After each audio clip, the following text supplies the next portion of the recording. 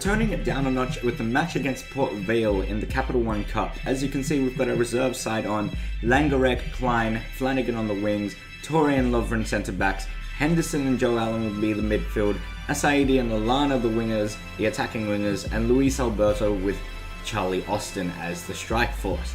Now we're going into the match. As you can see, they're on the attack. They've got the corner, and then Henderson whips it up to Charlie Austin. Charlie Austin's going to make a little bit of a break here. He's all on his own, and what I find really easy in all of the past FIFAs of the past 3 years is getting penalties. As you can see, I've gotten so many penalties in the past few games, and I don't know what it is. I just keep falling over. I am really good at diving. And of course, Charlie Austin tucks the ball into the back of the net to make it 1-0 in the 12th minute, nearly the 13th minute, and we are 1-0 up in the Capital One Cup. Now, Port Vale are on the attack here, as you can see, but this is merely proof that they aren't the strongest side. You're going to see they have the perfect opportunity, absolutely breaks my ankles, but a P-roller of a shot, and we're able to clear that from the attempt. Once more, Charlie Austin gathers the ball and passes it up to Luis Alberto, who is in so much space, it's ridiculous. All he has to do is get around the last man. He does so and finesses around the keeper. It does hit the inside of the post, which was very lucky. But Luis Alberto is a young star in this side, who I'm thinking about actually putting into the regular team, because not only is he growing very quickly, he is doing very well, getting results. Another man who's getting results, not necessarily the scorer Lambert, but Barini. He is another young star. Aside from Sterling and Coutinho, he's probably my best young star in the squad. Now, he did set that up very well for Lambert, and Lambert did very well to tuck it away. Now we go into a match against West Ham, and what's very interesting is I actually put up a relatively strong side. I did put Barini in the lineup, replacing Balotelli, giving him a bit of a rest, and we also bring Coutinho and El Shaarawy and Sterling back into the mix. But what you're going to see is actually mind-boggling to me. West Ham in last place, in 20th place, with only 3 points from a possible 5 matches played. That's absolutely mind-blowing to me, because West Ham is not a bad side, and as you can see, the one chance they get, the one chance any of us gets in the first half was to West Ham. We are first and they are last, and they get the first and only opportunity of the first half. Now we come back guns blazing in the second half in 60th minute. Sterling showing his flair, gets around his man. Ronaldo chops around another, passes it up to Sturridge, and Sturridge is going to tuck that away with a beautifully placed shot into the top corner there.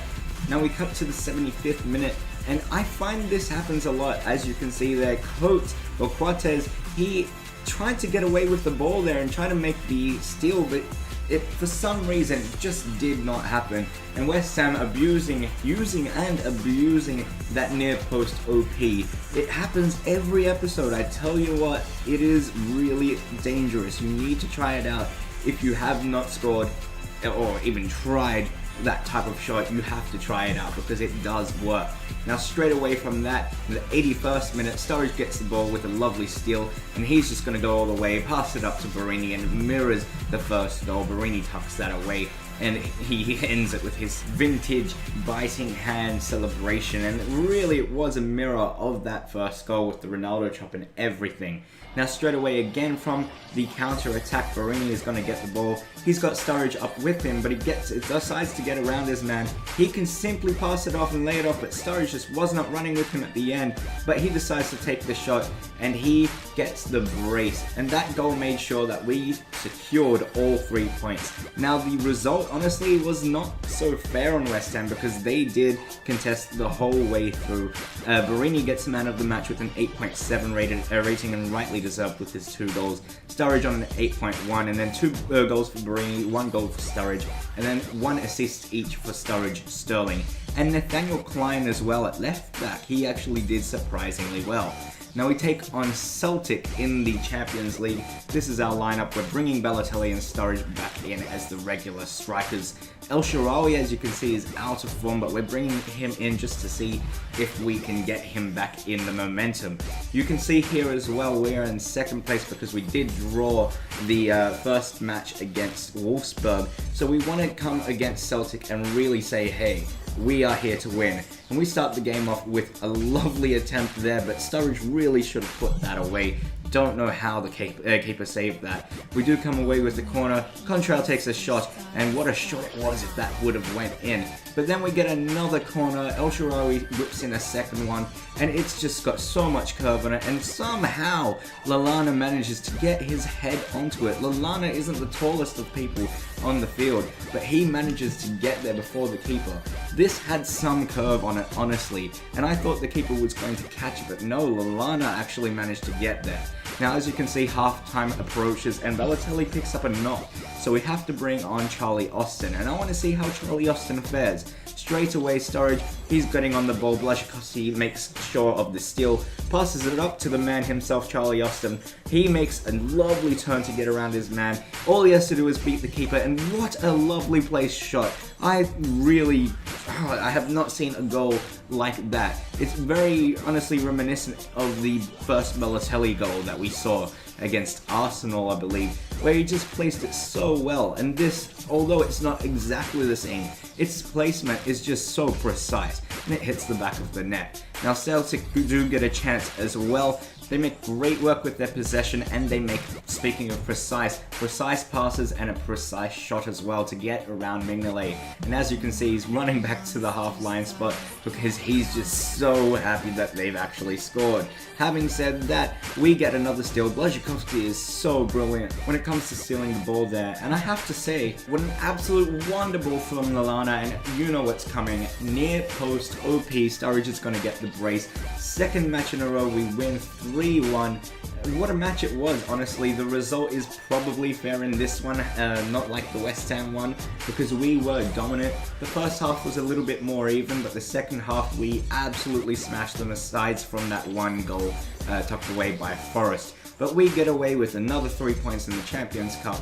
And now we're going to move on, and I want to show you the squad report, because we haven't done that yet. We haven't looked at how our team has evolved. I want to show you who's playing out of their skin, and I want to show you who's not playing so well. And the main thing here is, guys, I want you to tell me who you think should be in the starting 11.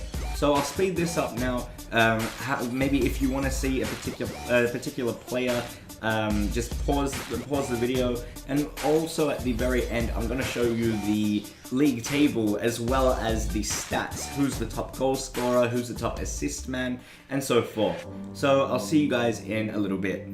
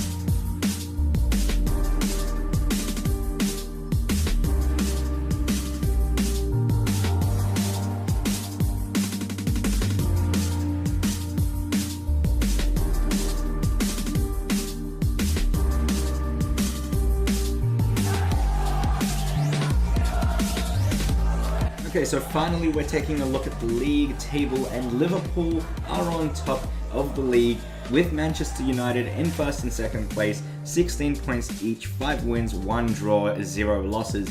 However, we have 14 goals and 4 goals against us, making our goal difference 10 and United's 6. We do want to stay on top of United because I hate them, they're scum.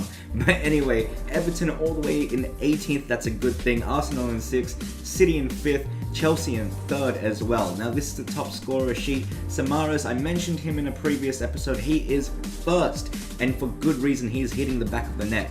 Doumbia on 6 goals, Samaras on 6 goals, Balotelli on 5 in 3rd place, and Sturridge down in 6th with 4 goals to his name. We are doing so bad, actually. I actually would have suggested that they would be a little bit lower in the table because we're getting a variety of goal scorers in our team. Looking down the list, there's quite a few big names as well. Now we're going to have a look at assists, and Rosicki is in 1st for Arsenal, Lennon on in 2nd with 3 each as well, Noble with 3, Doumbia with 3, Vargas with 3. That's the top 5 there, and we are down in 10th with Sturridge, top assist man, and Balotelli also with 2. So it's not really spread out that much with the assists. Clean sheets, Manchester City side is actually using Caballero, and I don't know what this is. Caballero, Lindegaard, and Schwarzer, those 3 are playing first team football for Chelsea, City, and United? What the hell is going on with that? Mignolet and Langorek on 1 clean sheet each, and guys, I'll catch you in the next episode. Thanks for watching. Get away from me, zombie. You're on fire. Go fix yourself up first. Yeah, I always seem to need them, which kind of seems ridiculous. Yeah. Did you get any cool patterns on them? I got like military ones and then a light blue one as well. I've been wearing them, they're really comfortable. Nice. Well, I'm happy for you. Thank you. I'm not, however, going to go into what pattern are on my underwear. Oh. But let's just say